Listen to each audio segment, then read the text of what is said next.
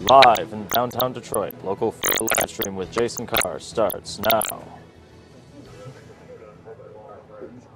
Have you been practicing that at home, John? I've been working on it. Producer John, behind the scenes. Hey, good Monday morning, everybody. We are live in the Local 4 newsroom. Hey, there's my name.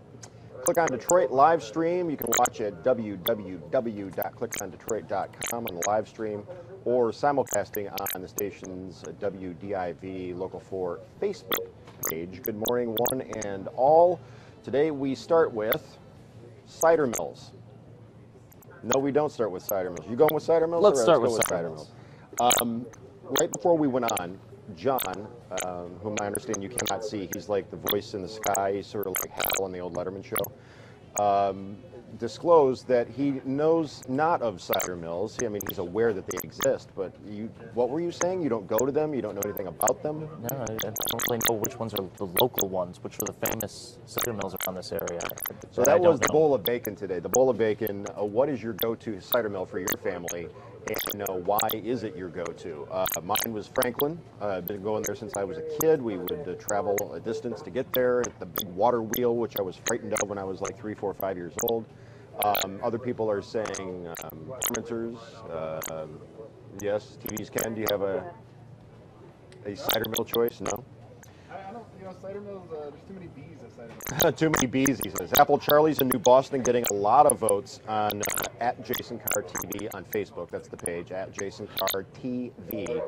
For the bowl of bacon, Gina says, I haven't been to the cider mill in a long time. Sad to say because my husband and I used to go all the time, walk the trails to Yates. Yates Cider Mill says Susie. Uncle John's in St. John's. Hometown Grand Rapids Robinette's Apple Orchard. So there's a lot of different choices that people are talking about. What's yours? Fermenters, Apple Charlie's, all over the map. Bowl of bacon. So now we go on to, what do you have there? Back to school. What about it? Well, we've got a story out of San Antonio. Oh yeah, the teacher in San Antonio that was standing in line with $97 worth of school supplies for her kids. She teaches in a socioeconomic district that is facing challenges. Her students don't have a lot, and she's a teacher, so we know she doesn't have a lot or make a lot. So this is a big stretch for her to have $97 worth of supplies in her shopping cart. The guy behind her says, hey, what's going on? And she says, well, I'm a teacher and I'm buying for my kids. And he was like, I've got a $100 bill burning a hole in my pocket, and I've been looking for something good to use that money on or spend it on, and here it is right here in front of me. So I'm going to buy those supplies. And she burst into tears. Turns out he is a pastor who works with at-risk youth in juvenile detention in that area. So one would presume he was already doing good works, and just one more paying it forward good deed. So I think most people would agree that teachers are undercompensated for what they do, spending money out of their own pockets, even as we see cuts in budgets and cuts in salaries and that sort of thing. So good for that pastor and good for that teacher. It's a good story out of San Antonio. Let us know what you think. Either tweet us or comment on the Local 4 Facebook page, or even the comments. Scroll down and click on, and then the comments are down there as well. What do you have next? Is that the wrestling?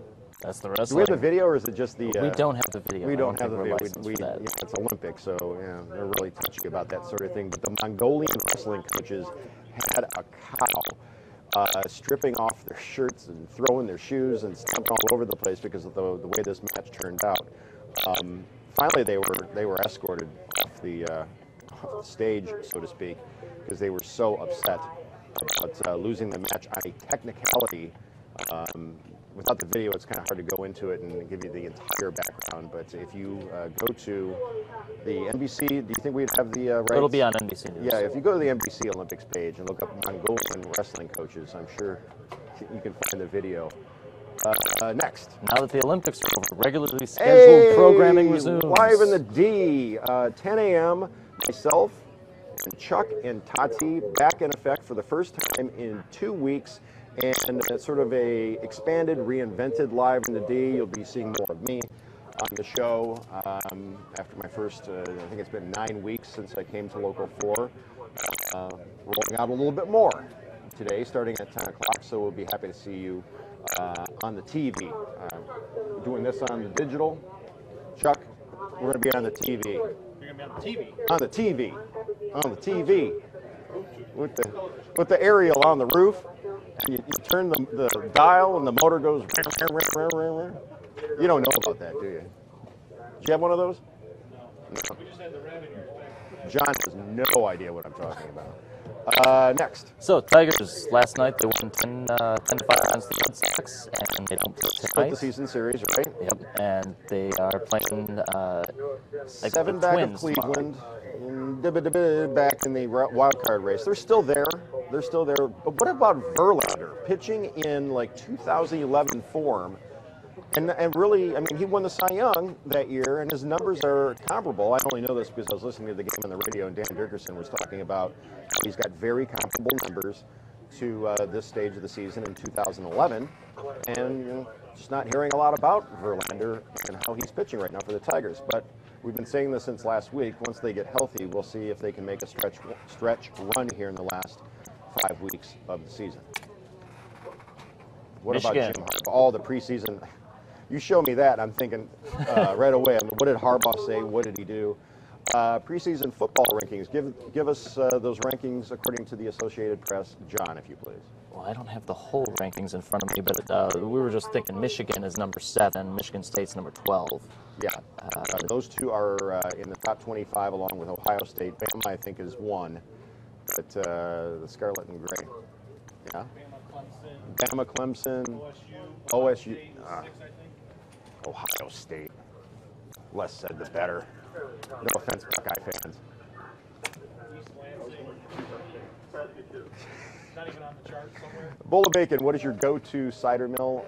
Why do you go there? Why does your family? Why have you been going all these years? Braving the bees, as Ken was talking about. And do you go for the donuts where the grease spot comes through the brown paper bag? Do you go for the candied apples? Do you go for the caramel apples?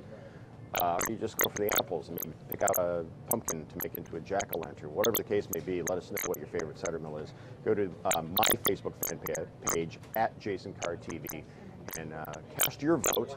Also on the show, on Live in the D, and also on the morning show, we're going to be spotlighting some of the local best of that came through clickondetroit.com.